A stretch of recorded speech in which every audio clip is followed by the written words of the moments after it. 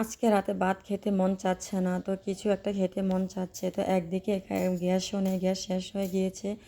আর অন্যদিকে যেহেতু মন চাচ্ছে, তো আর কি আর করার আছে।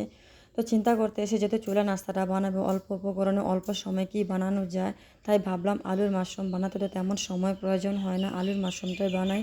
কারণ এটা খেতে বেশ দারুণ লাগে, খেতে মজাও লাগে। তো আমার মতে এরকম কে কে আছেন রাত 8টা বাজে চুলার মধ্যে নাস্তা বানানো হচ্ছে, যেহেতু খেতে মন চাচ্ছে তার মানে এটা বানাতেই হবে। তো কোন আপুরা আমার মতো এরকম আছো যে রাতে নাস্তা বানিয়ে খেতে পছন্দ করো, অবশ্যই কমেন্টে জানিও। তো একদিকে দেখো আমার ডোটা রেডি হয়ে গিয়েছে, তো আমি এরকম ছোট ছোট লেচি কেটে একটা বোতলের মুখ দিয়ে এটাকে সুন্দরভাবে শেপ দিয়ে দিয়ে সবগুলো বানিয়ে নিব।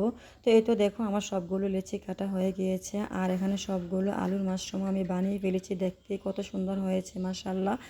তো এখন আমি এগুলোকে ফুটন্ত গরম পানিতে দিয়ে দিব, দিয়ে এটাকে একটু সিদ্ধ করে ঠান্ডা পানিতে ভিজিয়ে রাখবো, কারণ ঠান্ডা পানিতে ভিজালে এটা খেতে বেশ মজার হয়, একটু শক্ত শক্ত হয়।